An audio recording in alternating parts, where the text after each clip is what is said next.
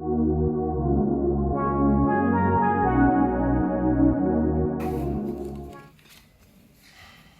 and good evening, everyone. My name is Storm Person. I'm a 10th grade student at Charles J. Cogan High School. This is my third year in Future Kings, and I'm in the Biomedical Sciences concentration. Future Kings is honored to welcome General William E. Kent Ward, U.S. Army retired, as a keynote speaker for our 12th annual scholarship gala. General Ward is a retired U.S. Army general and former president of Centel Corporation in Alexandria, Virginia. He currently serves as a strategic advisor to V2X in Colorado Springs, Colorado. He's a long-standing supporter of Future Kings.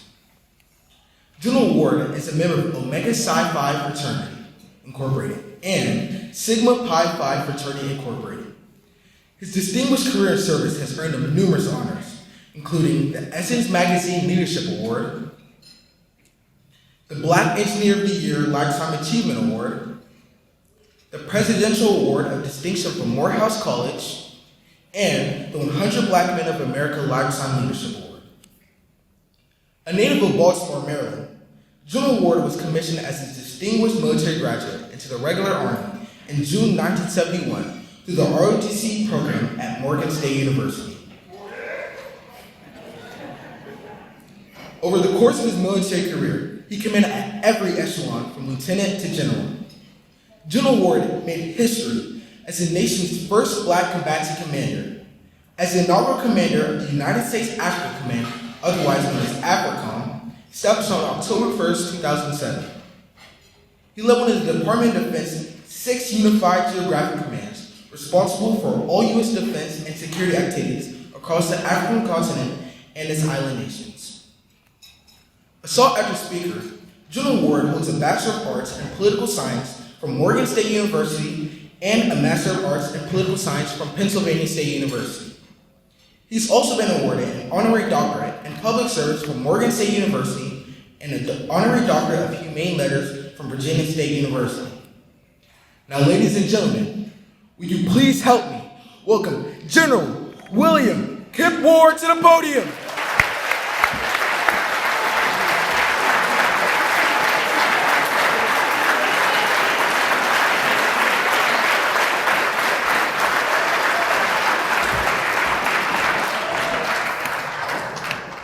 I really appreciate that, Storm. And as he was speaking there, my parents, who still watch over me every day, started looking at each other up in heaven and saying, "Who's he talking about? Is that our son?"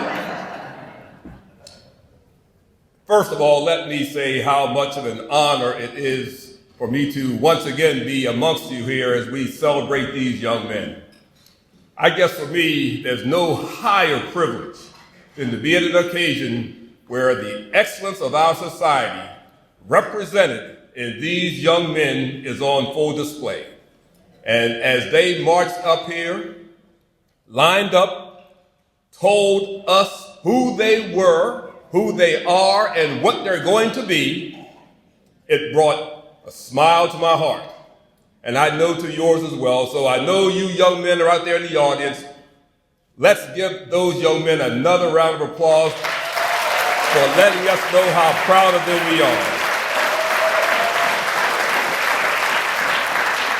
And I know there's a lot more to go on this evening, so I'm going to be brief. But I'm going to make a couple of points because otherwise my mentor over here, Colonel Jim George, is going to give me a counseling statement if I don't do what he told me to do. But it's just so great, sir, to be with you again. I mean, he is an absolute treasure of not just our community, but of these United States of America. So Jim, God bless you, my friend.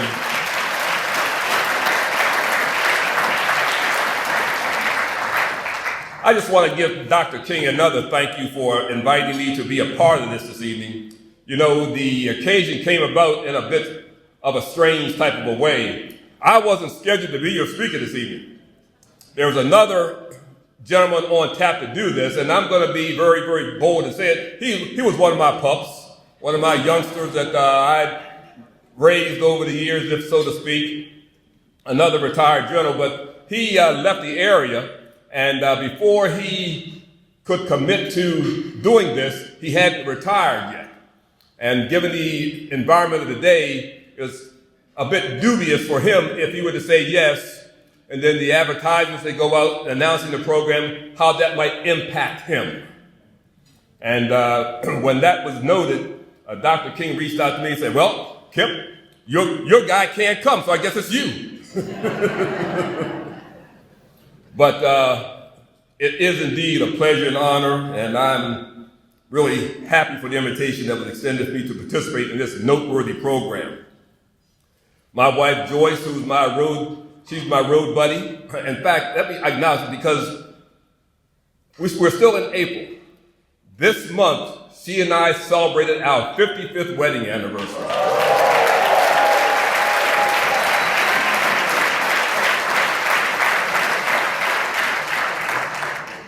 Woo, what she had to put up with. And also, as the evening was going to unfold, and I was talking to Dr. King, I said, well, Joyce and I support the program to be sure, but we wanted to also include a few others. And so Joyce and I brought some more friends along with us. In fact, 2 tables of friends there with us. Table of friends, raise your hand. Raise your hand, those 2. Those are associates that we've had.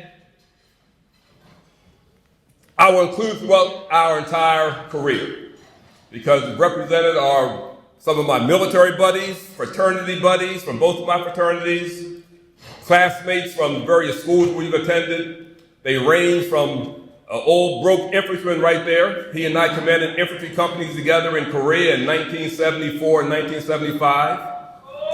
To a War College classmate who was an absolute radical when we were at the War College at Carlisle Barracks, who just made things happen in a way that he said, Kip, we got to go and we can't let this happen. We have to go fight this. Okay, Jake, I'm with you, buddy. There's another guest here who is a Vietnam hero, winner of a Silver Star, Morgan graduate, and we're trying to get his Silver Star upgraded to a Medal of Honor. Jimmy Jones.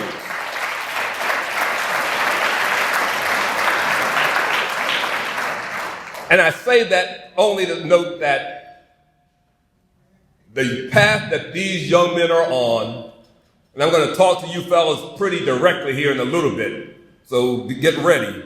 But the path has been a path that we've trod, and you are certainly going to be a part of. Future Kings, this organization, and this program is all about the topic that I've selected for my brief message this evening, and that is empowering our sons, shaping the future. And empowering our sons is essential for shaping a brighter and more promising future by providing encouragement, guidance, support. We help them build confidence and resilience. Raising sons with strong values and character prepares them to face challenges and seize opportunities, instilling a sense of responsibility and integrity, fostering growth and positive development. Now, with the right tools and mentorship, our sons will achieve success and contribute meaningfully to society. Nurturing their talents and aspirations empowers them to make a lasting impact. Now, sitting in the audience is also someone who's been here before. I looked up and I saw Mr. Henry McCoy. Now, Henry McCoy stood here last year and gave a talk, and I told Henry, why are you here? Are you here to grade me? Are you here to evaluate what I say? He said, no, I'm just here to hear what you got to say. That is the value of this program, because once you get dipped into it, you don't leave. And not leaving is absolutely critical. Nurturing them is why we are here, and I'm so proud to be a part of this. Now let me speak directly to these young men. Okay, fellas, look at me now. Future Kings, look up here. I want to eyeball every one of you. I'm canvassing this audience as I create the mirror effect from my right, your left, all around. And I see you. I see you. Fellas, you are living in your times. This is your moment. And while things you experience are different from the things that men of my generation experienced, so many things, and critically the most meaningful things, are very similar, if not the same. So before you, these things that you are dealing with, we have also dealt with. Hot Rod, I sat in your seat. I've been where you are as these men here with us this evening. Now take, for instance, General Arthur Gregg, a career soldier, a great and notable man. I knew him well. He was the first Black American to reach the rank of 3-star general in the United States Army. A lieutenant general, he even had a military installation named in his honor while still living, the first and only one ever to receive such an honor, Fort Gregg Adams. And while the installation has recently been renamed, what was can never be taken away.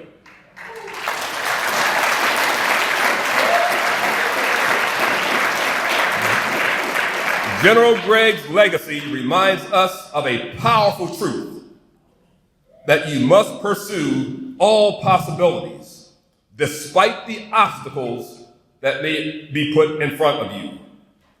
You must have a spirit of persistence and resilience, the drive to do what is necessary for the collective good. Fellas, you young kings in this room, as you look to the guys to your left and to your right, you're looking at the architects of a future that has not yet been written, a future that has not been drawn. Here, as we look at what's going on in our country, we know the words of James Weldon Johnson contained in the anthem that we just heard by that great a cappella voice. Where is that a cappella? Where is he? I mean,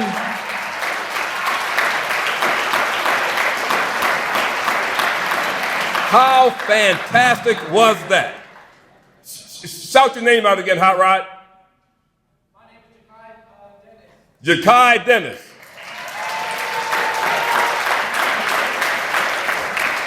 Now, I gave Jakai all my talents, so I can't sing for you tonight. He took it all away from me. But as James Weldon Johnson pointed in his anthem, lift every voice and sing, stony the road we trod, bitter the chastening rod, felt in the days when hope unborn had died. Think about that. He wasn't just writing a song, he was documenting a DNA of survival. I'm here today to reinforce the value of hope in all that we do. A glimpse that the statistics might lead you to say things that lead us to a better place are not possible.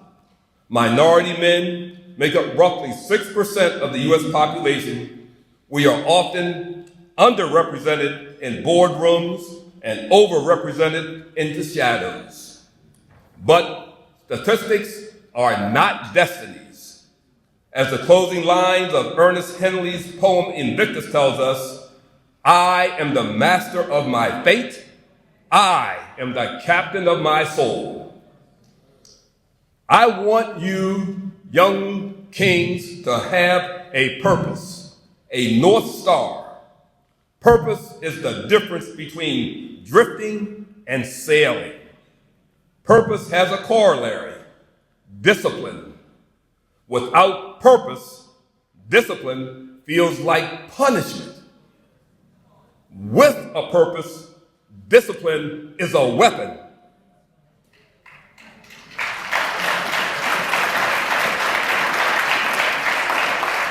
Dr. Martin Luther King once said, if a man has not discovered something that he will die for, he isn't fit to live. Now that may seem a bit harsh, but here's the essence. Finding your purpose isn't about finding a job. It's about finding the why that keeps you standing tall when the world tries to knock you down. Whether you want to be a surgeon, a coder. I heard a lot of that as I listened to what the guys talked about. Be an entrepreneur, own a car dealership, a heating and air conditioning firm, a restaurant, a hardware store, be an artist, a politician, an officer, whatever the goal may be. Your purpose is the vision you have that guards you against the distractions of the street and the steady voice that keeps you focused on your prize. You may be saying to yourself, yeah, well, this is hard and it's difficult to do. Yep, it sure is. You might be thinking that, man, this is a lonely path I'm walking, but when you look down, you will see footsteps out in front of you, and those are the footsteps of others who have laid the tracks that you are now following, and in so doing, you are now leaving footprints for others to follow.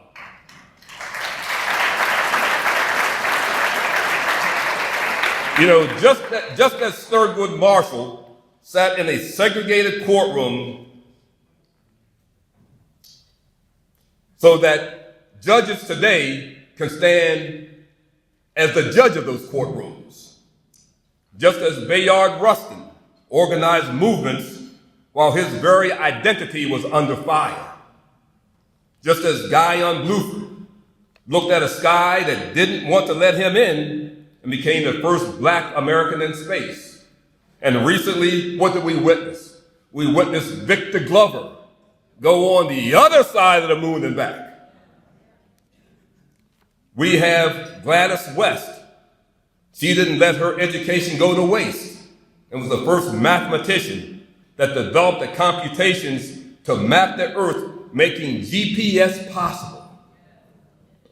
Hazel Johnson, another mathematician, and a computer for the Navy whose exacting mathematical skills were so important that John Glenn wouldn't take himself up into space without that woman saying, I can come back.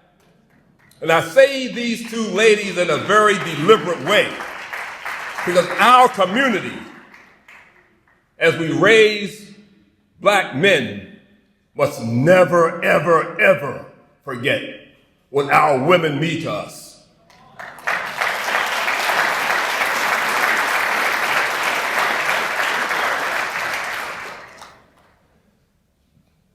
None of these luminaries did what they did because the path was clear. They succeeded because their purpose and discipline was louder than the world's doubt. It's about resilience.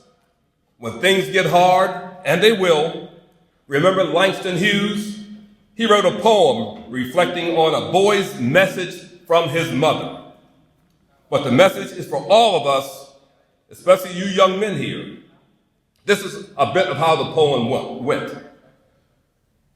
And I quote, well, son, I'll tell you, life for me ain't been no crystal stair. It's had tacks in it and splinters and boards torn up. But he goes on and ends the poem with these words. So boy, don't you turn back. Another poet, Edgar A. Guest, gives the theme a similar twist in his poem, Don't Quit. When things go wrong, as they sometimes will, when the road you're trudging seems uphill, when the funds are low and the debts are high, and you want to smile, but you have to sigh, when care is pressing you down a bit, rest if you must, but just don't quit. There's more, but I'll skip to the final phrases. Success is failure turned inside out. The silver tint of the clouds of doubt. And you never know how close you are. It may be near when it seems so far. So stick to the fight.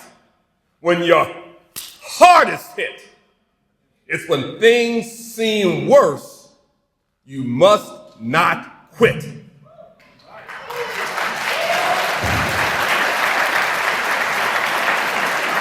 Discipline. And look at me, young guys. I'm talking to you young fellas again now, team. Okay, Hot Rod, pay attention, partner. Discipline is the act of climbing even when the stairs are broken. It is the choice to study when others are playing games. It is the choice to speak with respect when you are not being respected. It is understanding that your cool is not defined by proximity to trouble, but your proximity to excellence. So the question is twofold. How do you get there? And if you're already there, how do you stay? Let me offer a couple points, and I know I'm almost done. Couple points that you may want to put in your kit bag. If you take only half of these aboard, I'm confident that you will be all that you can be. Be effective. Make what you do matter to the outcome. Be committed. Stick to it. Be strategic. See the big picture. Be sincere. Don't be a phony. Be ready. Because if you stay ready, you don't have to wait a minute and get ready. Be smart. Think about what you're doing from all sides, all perspectives. Be confident. Know your stuff. Be innovative. Think creatively. Produce something new. Be courageous. Don't take counsel of your fears. Now that's a list of attributes that may have their place at different times. I tend to use a little saying that I've adopted after years of working in countries all over the world, from Australia to Korea to Bosnia to Egypt to Israel, South Africa, Ghana, Botswana, Kenya, Liberia, Libya, Morocco, Algeria, Czechoslovakia, Poland, Russia, Italy, Germany. Well, I said all over the world. And what I've recognized is how much people are alike everywhere. Everywhere. Many of the things that are most important to us are the same things that are important to other people. Making our lives and the lives of the people we care about, our community and our country better, as good as it can be. Having an education, having good health, living in a safe place, having enough nutritional food to eat. Everybody wants that, not just us here in America. It's what I call having a horizon of hope. And so if all of us work every day to create hope, we all benefit and gain. So fellas, create hope. Create hope. And if you want to know what hope is, I've developed a little jingle that I use. Now, all my singing talent was taken by my buddy in the back there, so you're going to miss out on having me sing this jingle to you. I'm going to have to recite it, if that's okay. Is that okay? Okay, all right. Create hope. Create. C, character. Being honest. Your word is your bond. The R, responsible. Taking ownership and doing what you say. E, excellence. No half-stepping, being technically proficient. A, acknowledge. Give credit where credit is due. Be an advocate for the right thing. T, teamwork. Well, work well with and support others.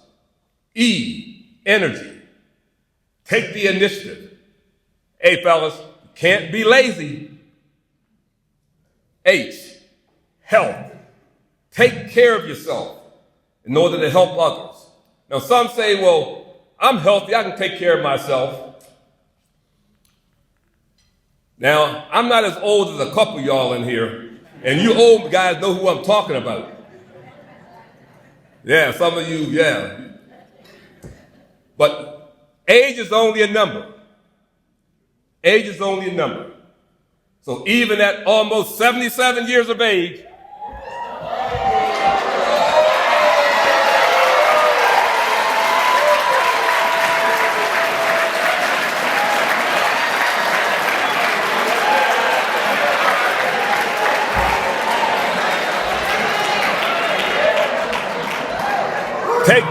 take care of yourself so that you can take care of somebody else.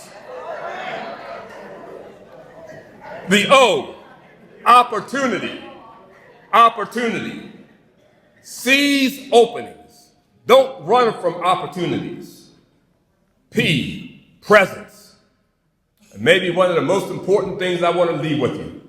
Be present. Stand up and make sure folks know that you are there. Know that you're there in a bona fide and legitimate way. Don't let anyone ignore you. And that starts with how you present yourself, presence. And finally, E in create hope, the E in hope, exposure. See it firsthand if you can. And if you can't see it firsthand, read about it. Understand beyond where you are.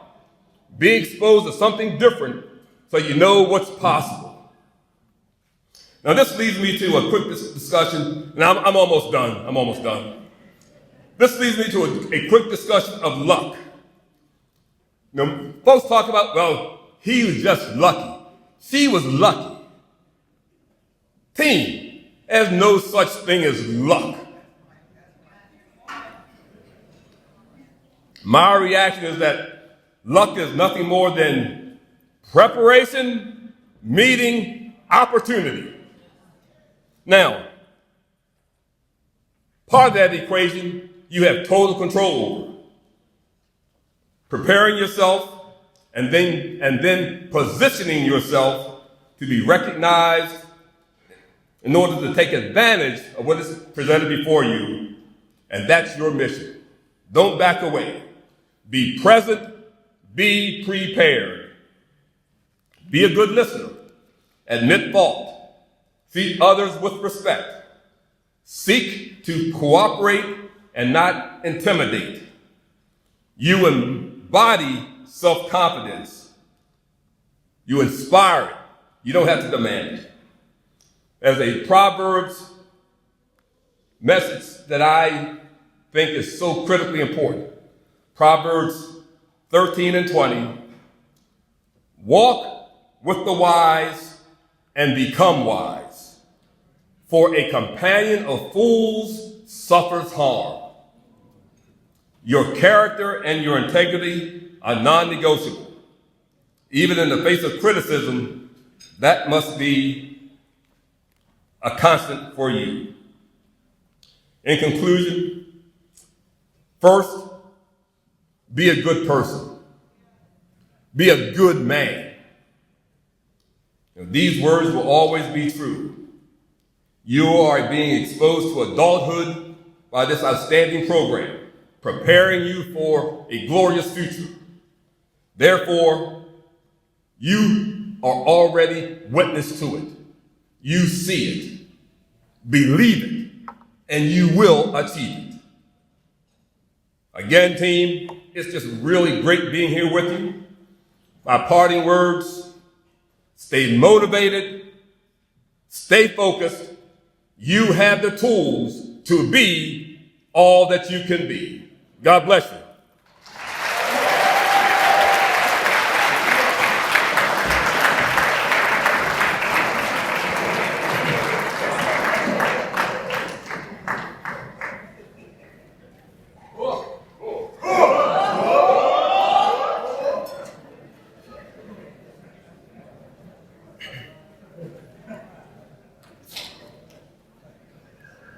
General Ward, please join join me on stage.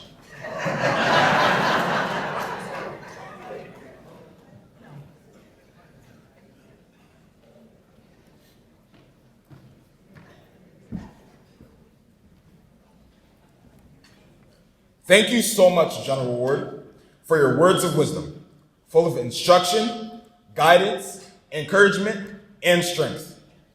On behalf of the Future King students, parents, staff, and board members, we would like to present you with our Distinguished Service Award.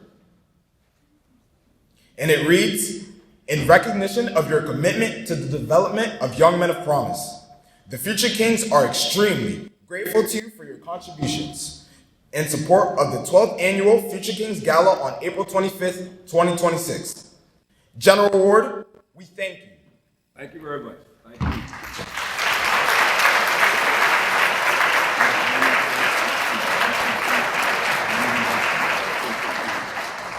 Come over here, Haka. Come over here. There you go.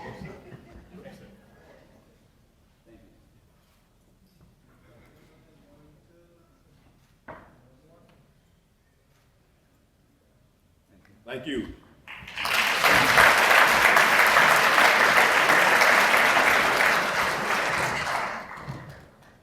Our program will now continue by presenting individuals who have won awards from the Future Kings organization. First, Lucas Kimpalu will present our Founders Award. After that, Miles Green will present scholarship awards to selected alumni who are attending college. Miles will be followed by Solomon Anderson, who will present scholarship awards to our graduating seniors. Please feel free to continue making donations.